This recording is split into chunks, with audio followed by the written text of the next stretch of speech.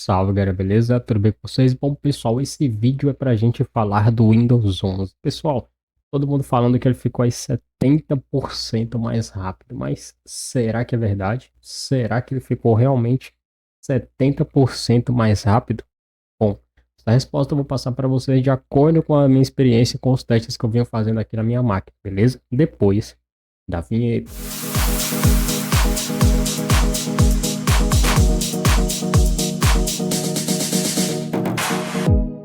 Bom, pessoal, eu também fiz um vídeo falando sobre essa questão do Windows ter ficado aí 70% mais rápidos, mas eu quero fazer uma correção aqui, aliás, uma breve correção e observação para vocês de que ele não ficou 70% mais rápido. Eu acho que ele ficou mais rápido do que 70%, realmente. Eu acho que ele ficou praticamente o dobro da velocidade aí que ele tinha antes na minha máquina. E pessoal, eu não tô puxando sardinha não.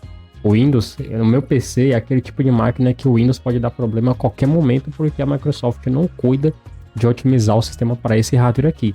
Ele é um hardware que ele é tecnicamente suportado pelo sistema, ou seja, ele tem todas as especificações que o Windows precisa para funcionar, mas ele não é oficialmente suportado na lista oficial de processadores da Microsoft. O que significa, pessoal, que se a Microsoft lançar um update para otimizar a oitava geração, ele não vai afetar o meu processador, porque é um processador de uma geração que não está oficialmente listada lá pela Microsoft, que significa que ela não lança um update exclusivo para esse processador aqui. Eu vou provar para vocês agora aqui, beleza?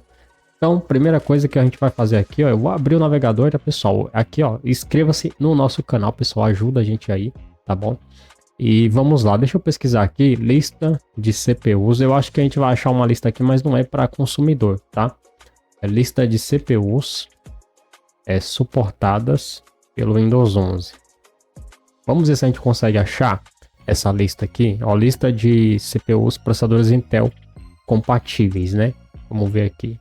Bom, aqui a gente tem uma lista que já começa a partir do Celeron de décima geração, né? A gente tem 12ª, 11ª. Aí aqui, ó, começa a vir para nona, oitava geração, né? A gente, aqui em cima acho que tem uns de oitava geração, nona geração, que é a oitava geração, e 7, e 5 de oitava, e 3 de oitava. Você vê, ó. Mas o de sétima não aparece. Porém, entretanto, todavia, olha só. Pentium Gold G5000, Pentium Gold Série 7000.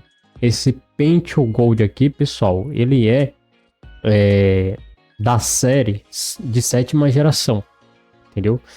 Eu vou conferir, mas eu acho que não, tá? Na verdade, eu acho que não, não é. O da série 5, tá? Da série 5, que é o 5000, 4500, 4000. Cara, deixa eu ver aqui o Pentium de sétima geração, quais que são. Agora eu esqueci, Pentium G 4560. Esse aqui eu sei que é sétima geração, tá? Deixa eu ver aqui, ó. Ele é da sétima geração, ó, o G4560. Bom, aqui, ó, a gente tem o Pentium Gold da série 4000, né? Ou seja, de sétima para notebook, ó. A gente tem eles aqui. Aparentemente eles estão aqui, tá? Bom, eu suspeito que esses dois caras aqui sejam processadores de sétima. Mas i3 e i5, pessoal, eles não aparecem aqui. Aí a gente tem o Xeon, né? Mas a gente não tem ali os processadores de sétima geração, tá? Essa lista, ela é uma lista para fabricantes, não é para o usuário final, tá bom? Fiquem atentos nessa questão aí. Tem uma lista aqui para Qualcomm, né? Tem uma lista aqui, ó, de versões do Windows. Então 24H2 e 25H2. Vou botar nessa daqui, ó, para ver se tem se tem alguma diferença aqui na especificação, né? Ó, o Celeron G4000 aparece aqui também. Alguns Celerons aí, pessoal, aparentemente de sétima, eles têm sim a compatibilidade, tá? Enfim, quem for mais especialista do que eu, corrija aí embaixo. Mas do que eu tô vendo aqui, né, alguns Pentiums ali de sétima geração, eles aparecem aqui. Uma geração muito próxima ali. Mas assim, não tá explícito, tipo, i3 de sétima e 5 de sétima como tal de oitava. Mas esta lista é uma lista para fabricante, não é uma lista aí para o usuário final. Então aqui é só para a gente ter uma base, entendeu? Mas boa parte do que a Microsoft anuncia para a empresa provavelmente afeta em algum momento aí o usuário final. Mas sabe o que é interessante aqui? Eu vou usar a IA para facilitar o nosso entendimento, tá? Eu vou usar o ChatGPT que eu tô utilizando ele aqui. Ultimamente eu tô gostando demais aqui de utilizar ele, tá? Bom, vou perguntar para ele o seguinte. Olha só. Quando eu instalo... Bom, olha aqui, eu escrevi, pessoal. Eu escrevi tudo errado aqui, mas só pra gente agilizar, eu dei um corte aí. Só para a gente agilizar, eu vou ler aqui para vocês. Tá? Então vamos lá, olha só. Quando eu instalo o Windows 11 no meu i5 7500, ele aceita normalmente e sempre recebo todos os updates de forma oficial. Apenas quando eu tento atualizar do Windows 10 para o 11 é que ele diz que meu CPU não é suportado. Olha só a explicação que o ChatGPT vai dar aqui para gente. Se eu for pesquisar em fóruns aqui, a gente vai passar horas procurando fóruns aqui, mas tem vários por aí que vai dar pra gente essa noção, tá? Mas a IA ela faz um resumo aqui top aqui e já é o suficiente pra gente entrar no tema, fechou? Vamos lá. Isso acontece porque a Microsoft trata diferente uma forma de instalação limpa e uma atualização do Windows 10 para o Windows 11. O seu processador, o Intel Core i5 7500, oficialmente não está na lista de CPUs suportadas para o Windows 11.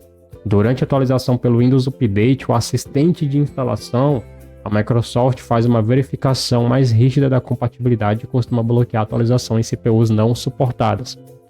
Já durante uma instalação limpa por pendrive, dependendo da ISO utilizada e da forma como ela foi criada, a instalação pode prosseguir normalmente se o TPM 2.0 presente ou a verificação for ignorada, o Secure Boot estiver habilitado ou a checagem for contornada.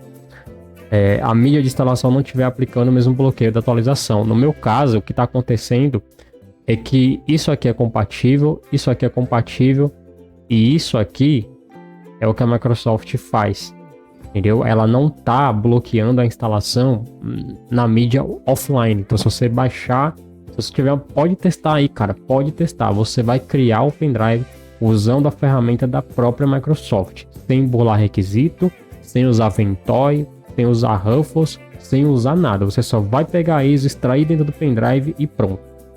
Faz isso e testa para vocês verem o que eu tô falando.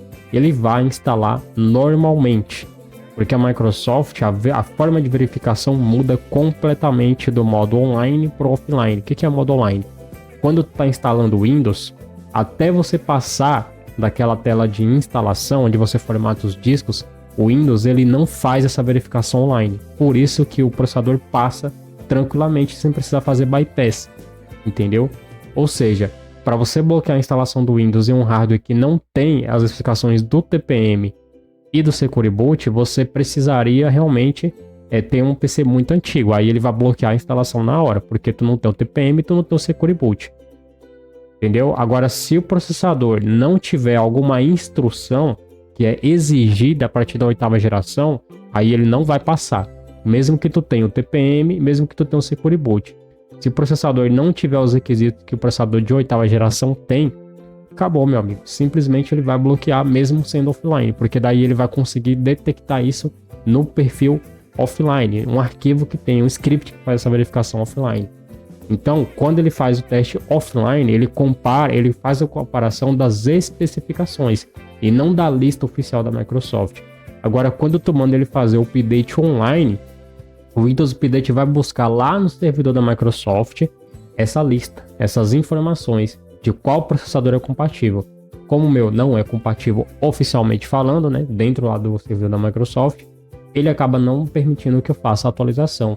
Mas depois que eu faço a instalação, o meu Windows recebe o update normalmente. Por que será? Eu não bolei requisito, eu uso o Ventoy, mas por usar. Mas se eu quiser formatar o pendrive, botar ele aqui, instalar sem Ventoy, eu instalo normalmente. Já mostrei isso, já gravei isso. Tá aí no canal, para quem quiser olhar. Não nesse canal, tá no canal LWTech, o canal principal atualmente. Lá tem todos esses vídeos que eu mostrei para vocês. Então vamos lá. Agora que a gente já explicou isso daqui, como eu sei que o Windows 11 está realmente mais rápido? Pessoal, simplesmente porque eu sinto a diferença no meu dia a dia. Simples assim. Uma das coisas que pode te ajudar a ver se o teu Windows ele ficou mais rápido é o tempo de reação de alguma ferramenta nativa. Uma das coisas que o pessoal reclama muito é sobre o menu iniciar. Eu, particularmente, eu não tenho problemas com nada dessa questão. Tudo bem, né? O Windows 11, ele é meio carroça em alguns momentos, sim. Né? Depois que eu fiz essa última instalação, eu não senti tanto isso, mas antes, até eu cheguei a migrar para o Linux, né, por causa disso, porque eu estava sentindo muito essa oscilação na dinâmica do Windows. Eu acabei indo para o Linux, né, para tentar extrair mais da minha máquina. Só que no Linux eu tenho duas limitações principais aí que me irrita a longo prazo. Eu consigo até quebrar o galho por um tempo, mas quando começa a ter uma demanda muito alta de conteúdo, eu acabo ficando muito comprimido dentro das minhas tarefas e o Linux acaba me atrapalhando. Duas limitações. Primeiro, o áudio no Linux é muito ruim. De conseguir um resultado bom, eficiente, né, que supere as expectativas de microfone como o meu, que é muito básico. Beleza, o áudio, né, no caso, o Big Linux foi a única distro que conseguiu me entregar um áudio de qualidade. Não é tão bom quanto o que vocês estão ouvindo agora, mas é um áudio muito bom. Beleza, uma limitação aqui que a gente tecnicamente poderia contornar, né, se a gente se conformasse com a qualidade existente. Mas a gente tem a questão dos codecs.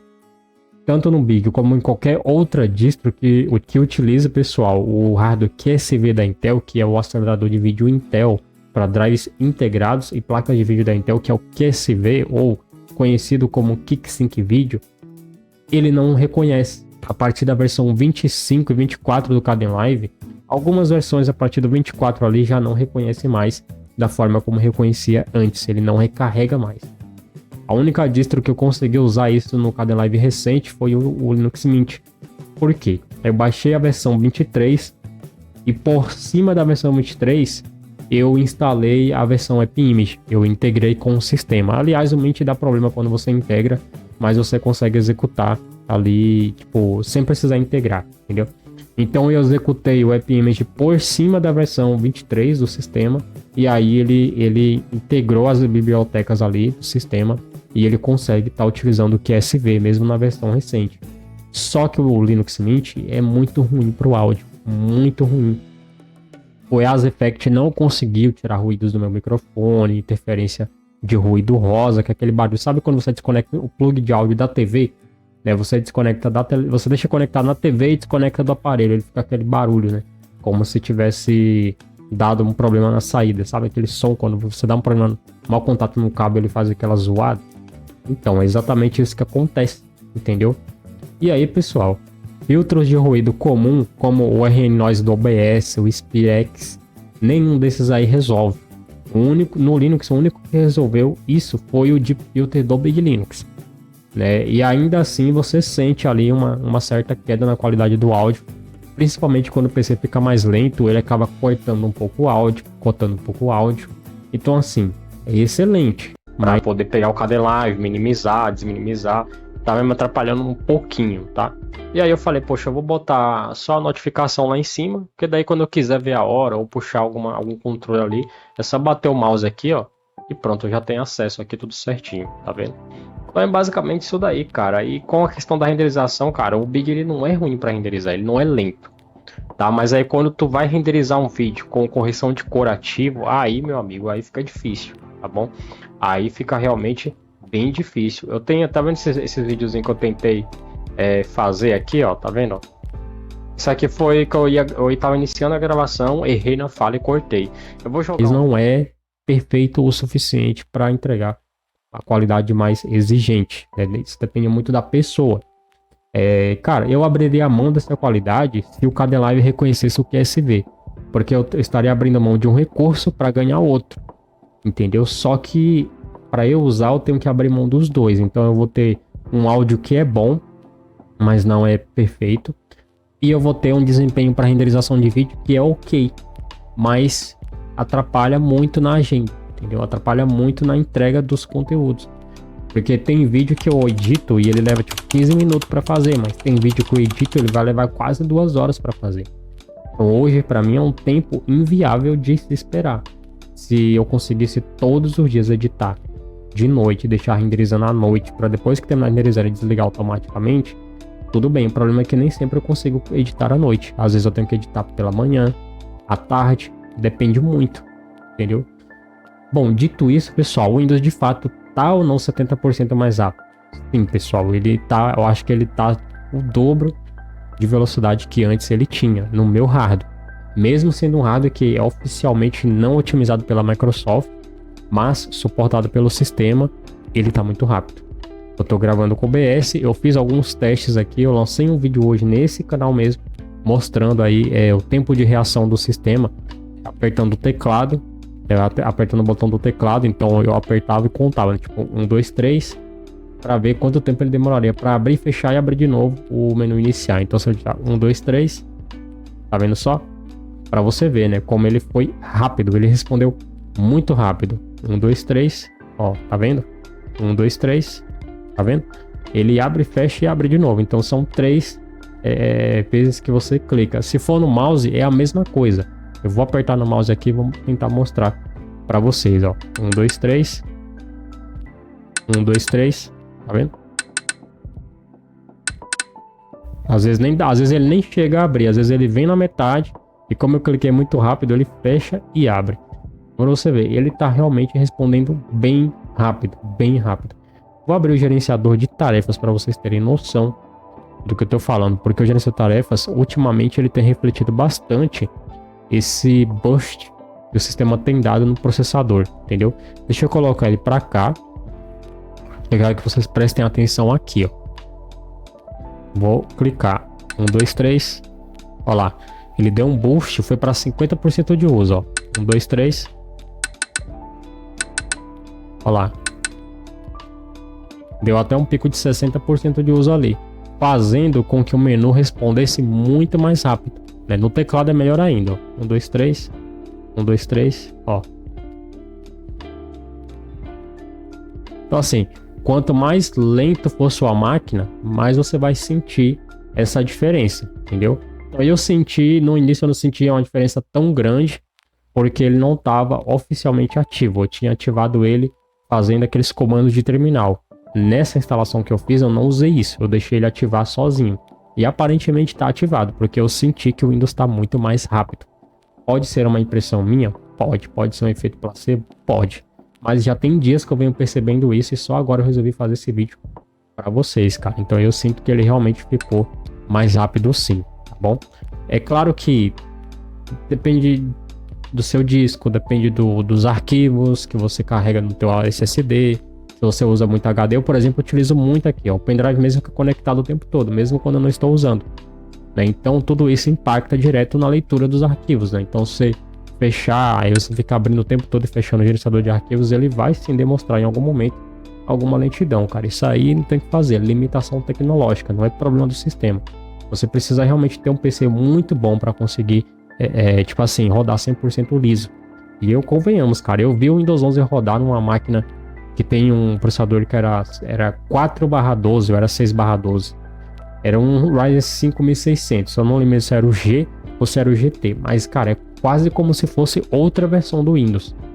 É quase como se fosse outra versão, é muito mais rápido que o meu. E eu já acho o meu bem rápido, né? Em teste sintético, a distro que mais marcou pontuação atualmente foi o Big Linux. E o Windows está marcando 3.900 mais ou menos, enquanto o Big Linux marca 4.000 e poucos pontos. Então, para você ver, né? Tem ali uma diferença ali significativa sim, mas isso não diz tanto sobre o sistema, isso diz mais sobre o hardware. Por quê? Porque apesar do Big marcar essa pontuação superior, ele é mais lento nas tarefas que eu mais preciso, que é o Kdenlive, que é a renderização, né? Que é o desempenho para gravação de vídeo, né? Então ele vai pior nisso, entendeu? Ele vai pior nas tarefas mais principais. O sistema em si pode até ser mais leve, mas ele não consegue extrair um desempenho melhor nos aplicativos. Aliás, pessoal, deixa aqui nos comentários qual é a principal função de um sistema operacional, beleza? Eu vou resumir a minha opinião e que com certeza vai ser a maioria da opinião dos usuários que são realmente técnicos e que têm um conhecimento um pouco mais apurado. O principal objetivo de um sistema, a principal função é rodar os programas que o usuário precisa para trabalhar. O usuário não tem que se preocupar com o sistema ele tem que ser apenas uma ponte, o caminho para chegar até aquele aplicativo e entregar aquele resultado. Ponto final. Esse é o principal objetivo, é gerir aplicações, é gerir. Né? Sistema operacional é para operar um sistema, seja ele um software, um navegador, um sistema interno, uma rede, né? Enfim, o que for. Ele é feito para isso. Resumo da ópera, sim, o Windows 11 está muito mais rápido, está muito mais veloz. Aqui na minha máquina eu estou sentindo essa diferença, eu não sei por quanto tempo vai durar, pode ser que a Microsoft lance um update para otimizar algum hardware, eu acabe atualizando e pronto, meu PC foi de base, simples assim, ele acaba sofrendo esses problemas. Mas eu sempre prefiro atualizar o sistema, independente disso. Sou o tipo de cara que eu prefiro ter o Windows com algum bug do que ter o Windows com alguma falha de segurança, simples assim. Mas é isso aí, pessoal. Vou ficando por aqui. Eu espero que vocês tenham gostado. Se você não for inscrito, se inscreva-se no canal e ativa também o sininho de notificações. Forte abraço, valeu e até o próximo vídeo.